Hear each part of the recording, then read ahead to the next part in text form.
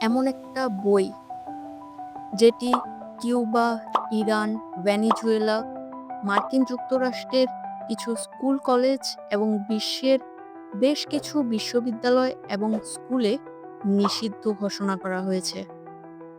তবে এই বইটির নিয়মগুলো জানলে এবং ব্যবহার করলে আপনার মতো পাওয়ারফুল আর কেউ থাকবে না। আর এই বইটির নাম হলো 48 লস অফ পাওয়ার, রবার্ট গ্রিনের লেখা। नाम तो सुना होगा। যার ১ নম্বর লটি হলো নেভার আউটশাইন দ্য মাস্টার।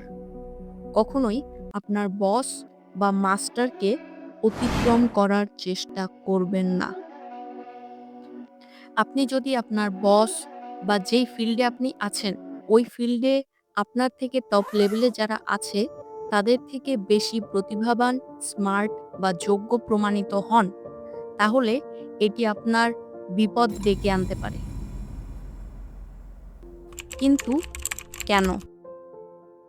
আপনি যদি হিউম্যান সাইকোলজি বা হিউম্যান বিহেভিয়ার নিয়ে একটু ধারণা রাখেন, তাহলে আপনার জানার কথা, মানুষের একটা কমন বাট পাওয়ারফুল অনুভূতি হচ্ছে ঈর্ষা বা জেলাসি।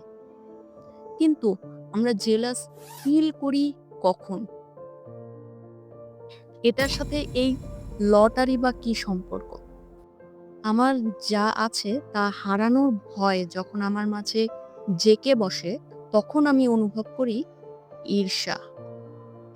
তাই যখন আপনি আপনার বস বা যে আপনার মাস্টার আছে, তার থেকে বেশি প্রতিভাবান বা স্মার্ট হয়ে দেখাবেন, তখন সেটা আপনার মাস্টার বা বসের মনে হবে যে আপনি তার পজিশনটা নিতে পারেন।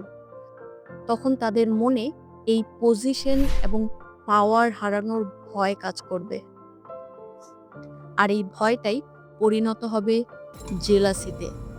তখন আপনার উপরে থাকা সব মানুষ আপনাকে হিংসা করবে, আপনার প্রমোশন আটকে দিবে এবং আপনাকে সব দিক থেকে নিচে নামানোর চেষ্টা করবে।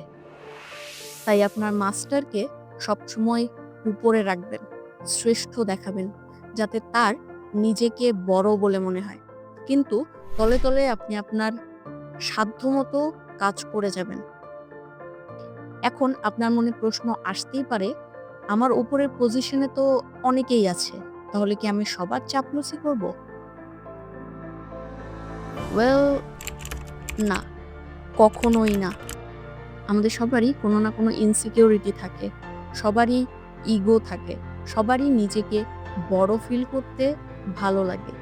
কিন্তু আপনাকে শুধু সেই মানুষগুলোর শ্রেষ্ঠত্ব বজায় রাখতে হবে, সেই মানুষগুলোকে বড় ফিল করাতে হবে, যারা আপনার কাজের, যাদেরকে আপনি নিজের পাওয়ার বাড়ানোর জন্য কাজে লাগাতে পারেন। শুধু সেই সব মানুষদেরকে।